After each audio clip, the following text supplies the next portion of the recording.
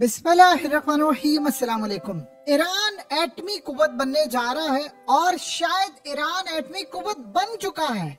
सिर्फ उसने nuclear test करना है और ऐलान करना है और इस सूरत हाल में पूरी दुनिया हिलकर रह जानी है। ये इंकशाफ अमेरिका की इंटेलिजेंस एजेंसी के हैं और इनको वाशिंगटन टाइम्स ने पोस्ट किया है।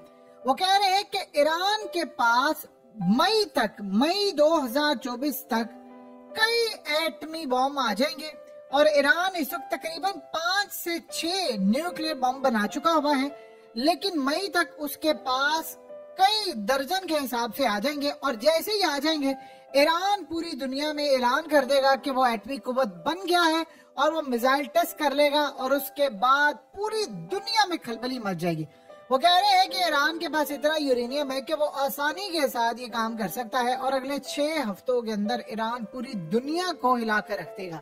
इस सारी सूरत हाल में कहा कि ईरान अभी तक खामोश है और ईरान बिल्कुल इस पर बात नहीं कर रहा। ईरान की पॉलिसी ये है कि हम एक दफा मुकम्मल तौर पर बना ले, वरना अमेरिका 1 या 2 अगर बनाकर हम ऐलान कर देंगे तो अमेरिका और इसराइल की जानिब से खतरा ये है कि उसको तबाह कर देंगे। जब हमारे पास कम से कम 1.5-2 दर्जन हो जाएंगे, उनको मुख्तलिफ लोकेशंस पर हम रखेंगे जहां पर ये उनको तबाह ना कर सके, फिर हम पूरी दुनिया के सामने ऐलान करेंगे और ईरान एटमी कुव्वत बन जाएगा। ये आप सोचिए अब तक की सबसे बड़ी डेवलपमेंट है। अगर ये काम इन्होंने बाइडन के यानी इलेक्शन के आखिरी टाइम से पहले कर दिया तो बाइडन का इलेक्शन जीतना तो दूर की बात है, वो इलेक्शन जीतने की हवा भी नहीं महसूस कर सकेगा। अब सूरत हाल सबसे बड़ी ये पैदा हो गई है कि इजराइल इस सारी सूरत हाल में क्यों परेशान है और ये मामला क्या है। देखिए, पाकिस्तान एक एटमी कुव्वत है, इंडिया एक एटमी कुव्वत है और फिर हमारे हमसाये में ईरान आ जाएगा। सऊदी अरब के अंदर मोहम्मद बिन सलमान ने ये बात कही थी कि अगर ईरान एटमी कुव्वत बन गया तो फिर सऊदी अरब भी बनेगा, फिर जो मर्जी हो जाए हम पीछे नहीं रहेंगे। और जाहिर सी बात है, जब सऊदी अरब बनेगा तो बाकी फिर ममालिक भी जो मिडिल ईस्ट के अंदर है वो भी बनेंगे। फिर इस सारी सूरत हाल के अंदर आप देख सकते हैं कि कतर भी कहेगा हम भी बनेंगे, क्योंकि फिर एक बात ज़हन में रखिएगा, फिर कोई पीछे नहीं हटेगा। और इसराइल के लिए ये इतनी तबाहकुन चीज है कि आप ये देखिए कि इसराइल ने कहा था कि मिडिल ईस्ट में सिर्फ और सिर्फ मैं हूँगा और मेरे पास एटमी ताकत होगी, और उसने अभी तक ऐलान नहीं किया। क्योंकि ईरान के लिए सबसे बड़ा मसला ये है कि अगर वो इस वक्त ऐलान कर देते हैं तो 2 चीजें उनको खटकेंगी। सबसे बड़ी, देखिए आपको याद होगा जनरल ज़ियाउल हक के दौर के अंदर हम एटमी कुव्वत बन चुके हुए थे, यानी हम बड़ी देर से इस पर काम कर रहे थे, हमने बना लिए हुए थे सारे हथियार, सब कुछ चीजें थी। लेकिन चूंकि जब इंडिया ने एटमी धमाके किए तो तब हमने जवाब में किए, तो हमने असल में ज़ियाउल हक के दौर में बना लिए हुए थे। इससे पहले तो इस सारी सूरत हाल में आपको पता है कि अगर हम करते तो बहुत सारी चीजें हो जाती, पाबंदियां वैसे भी लगी बात के अंदर। ईरान का मामला सिमिलर यही है। ईरान समझता है कि सिमिलर सिचुएशन अगर हमारे पास आ जाएगी तो हम भी इसी तरह की चीजें फेस करेंगे। असल में उस पर लगनी है फिर बहुत सारी पाबंदियां, लेकिन ईरान यूज्ड टू हो चुका हुआ है।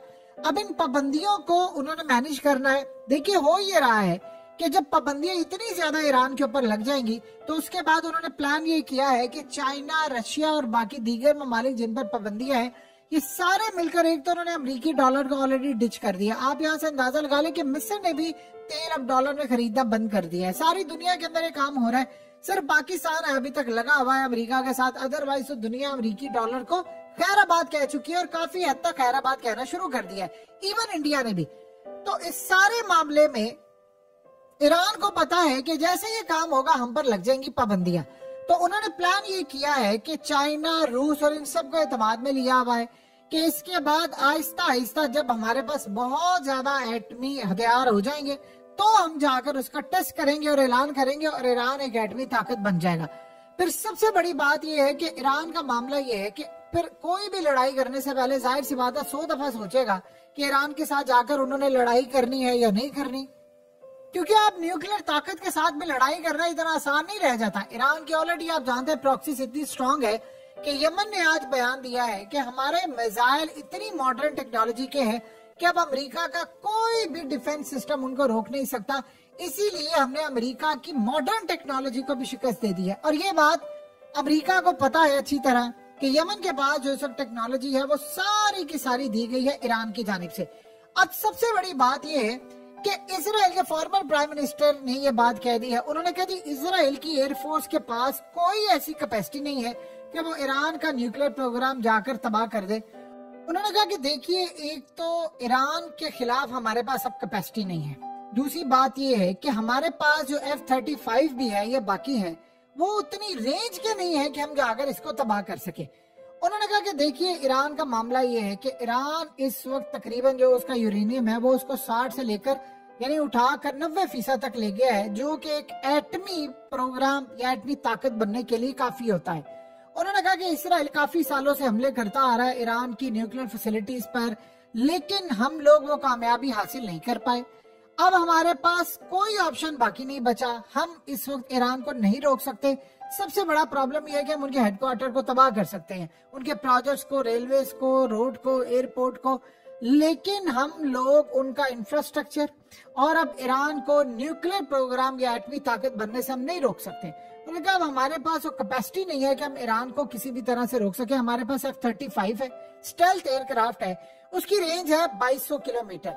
अब वो 2200 किलोमीटर ऐसा नहीं है कि हम तेहरान तक जाएं, वहां पर फ्लाई करें और वापस आ जाएं। उन्होंने कहा कि ना तो हमारे पास रिफ्यूल करने का जो सिस्टम है, टैंकर, वो है, और बाकी जो 7 ममालिक है उन्होंने किसी सूरत कोई भी हमें अड्डे नहीं देने, ना अपनी एयर स्पेस देनी है, लिहाजा हमें ईरान का रास्ता बड़ा लंबा पड़ता है। तो इस सारी सूरत हाल में हमारे पास F-15, F-16 के जो खास तौर पर शॉर्टेज है वो भी हमारे पास है कि हम उनको भी इस्तेमाल नहीं कर सकते। तो उन्होंने कहा ये अब मामला ईरान के जो चीजें हैं वो हमारे यहाँ से निकल चुका है। ईरान ने चूंकि अब इस वक्त आप सब जानते हैं कि अपना पहला जो फेज है वो न्यूक्लियर पावर प्लांट का वो कंप्लीट कर लिया है, तो इस सूरत हाल में अब ईरान के लिए तो मसला ही मसला जो था हमेशा से वो खत्म हो गया है। दूसरी जानिब ये आपकी स्क्रीन पर जो शख्स आ रहा है ये याकुजा लीडर है, इसको गिरफ्तार किया गया है और इसको कहा गया है कि भाई तुमने ईरान को मदद दी है और ईरान के साथ उसके न्यूक्लियर प्रोग्राम को आगे बढ़ाने में यानी 50 टन जो इसका प्लूटोनियम है उसको दिया है। यानी इस सूरत हाल में उन्होंने कहा कि तुमने ईरान की मदद की है जिसमें ईरान आज एक एटमी ताकत बनने के करीब आ गया। अब आप सोच रहे जरा कि इस वक्त ईरान के साथ बाकी ममालिक की क्या सूरत हाल हो सकती है। देखिए, ईरान इस वक्त अगर एटमी प्रोग्राम यानी उसने कंप्लीट कर लिया मई तक, और वो कह रहे हैं ऑलरेडी 5-6 है उनके पास, उन्होंने सिर्फ 22-25 कंप्लीट करने हैं और कंप्लीट करने के साथ ही उन्होंने एक टेस्ट करना है जिस तरह हमने 28 मई को किया था, और उसके बाद ईरान एटमी ताकत बन जाएगा। अब उसके बाद दुनिया की कोई ताकत, देखिए पहले ये लगाते थे ईरान पर पाबंदियां, अब इनको ईरान से करनी पड़ेगी फिर बातचीत, क्योंकि ईरान ऑलरेडी पाबंदियों की जद में है। देखिए थ्रू आउट जब से 1979 का जो इनकलाब था उससे लेकर अब तक ईरान पाबंदियों की जद में है, लेकिन उसके बावजूद ये ईरान को रोक नहीं सके। चाइना ये समझता है कि जिस तरह नॉर्थ कोरिया उसका इत्तेहादी है, उन्होंने नॉर्थ कोरिया को सपोर्ट किया, नॉर्थ कोरिया एटमी ताकत बन गया, आज वो अमेरिका को ललकार है। फिर रूस है, वो भी एटमी ताकत है, वो भी अमेरिका को ललकार है। चाइना खुद अमेरिका को ललकारता है।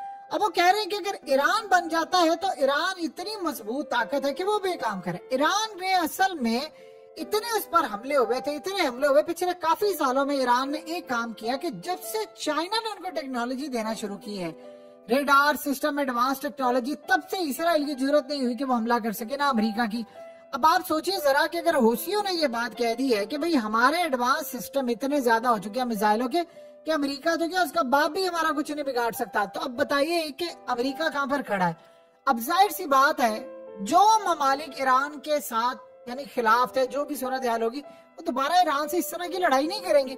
जब आप एक एटमी ताकत बन जाते हैं, रही बात पाबंदी होगी, तो ईरान का जहां तक मामला है, देखिए उन्होंने बड़ा सोच समझ के सारा काम किया है।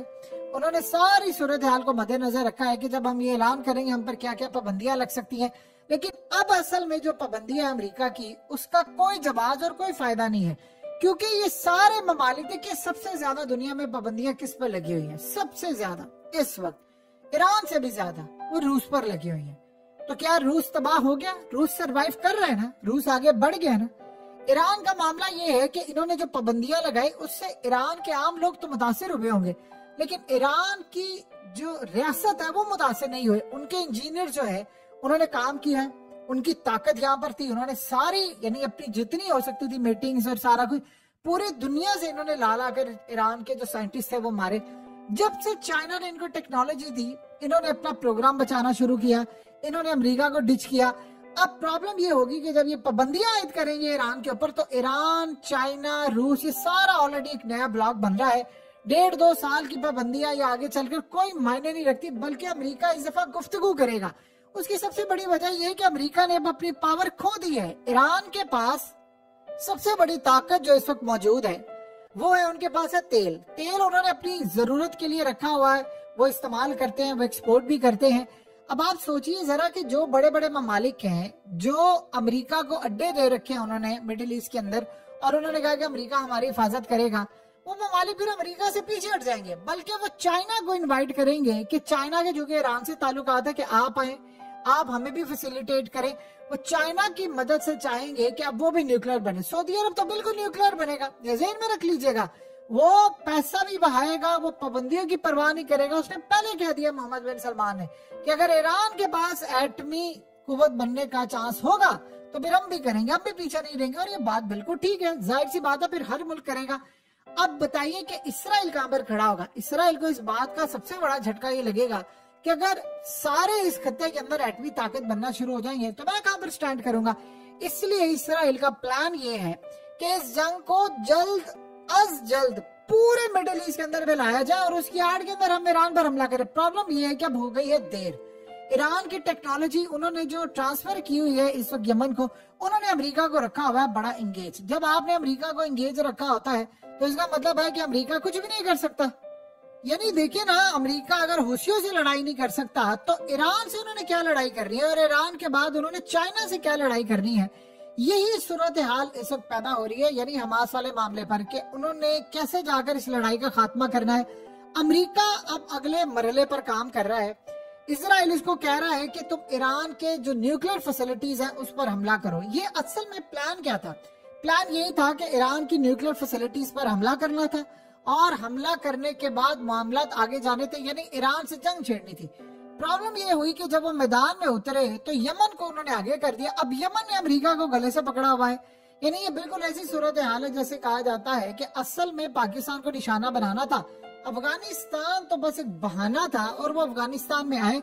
उनका प्लान ये था कि पाकिस्तान इनकार कर दे और इसके बाद हम इनको निशाना बनाए, तो हम अमेरिका के पार्टनर बन गए। लेकिन अफगानिस्तान में अमेरिका को शिकस्त हो गई। तो जब अमेरिका को अफगानिस्तान के अंदर शिकस्त हो गई थी तो फिर वो करते करते यहाँ पर नहीं आ सके। यानी ये एक अजीब सूरत हाल पैदा हो गई थी। और आप सोचिए जरा कि ईरान अगर ऐलान कर देता, टेस्ट कर देता है कि मैं एटमी कुव्वत बन गया हूँ, तो आप बताइए कि बाइडेन का इलेक्शन क्या होगा? वो नहीं जीत सकता इलेक्शन। बाइडेन के लिए सबसे बड़ा मसला यही बना हुआ है इस वक्त। और बाइडेन के हारने का मामला ये है कि जब वो हारेगा तो अमेरिका की स्टैब्लिशमेंट हारेगी। अमेरिका की स्टैब्लिशमेंट के हारने का मतलब है कि वहां पर उनका जोर टूटेगा, क्योंकि ये फेल हो चुके हैं। इनकी पॉलिसी अब काम नहीं कर पा रही। ऑलरेडी आप देखिए कि सऊदी अरब ने और बाकी ममालिक ने अपने आप को अमेरिका से डिस्टेंस करना शुरू कर दिया है। जब ये सूरत हाल होगी तो वो चाइना की तरफ भी जाएंगे, उनको कहेंगे आप भी मदद करें, हर कोई मदद करे मेरी। और फिर उसके बाद वो कोशिश करेंगे कि हम 2-3 साल के अंदर अपने आप को एक एटमी कुव्वत के तौर पर लॉन्च कर दें। अब इसराइल ने एक बात याद रखिएगा, उसने हमेशा से बहुत सारे ममालिक एटमी प्रोग्राम तबाह किए हैं, हमेशा से। ये बात आप कभी ना भूलिएगा। वो सऊदी अरब को भी नहीं कोशिश करेगा कि बनाने दे, वो ईरान को भी कोशिश करेगा नहीं बनाने दे। अगर ये सूरत हाल हो जाती है, देखिए होना ये चाहिए कि इनके साथ मामला तय हो जाए, यानी इनको पूरी तरह फैसिलिटेट किया जाना चाहिए। हर जो मुस्लिम कंट्री है उसके पास एक ताकत होनी चाहिए, सऊदी अरब के पास होनी चाहिए। अगर वो लगता है उनको कि ईरान होगा तो सऊदी अरब के पास भी होगी, तो फिर ये मामला बहुत आगे तक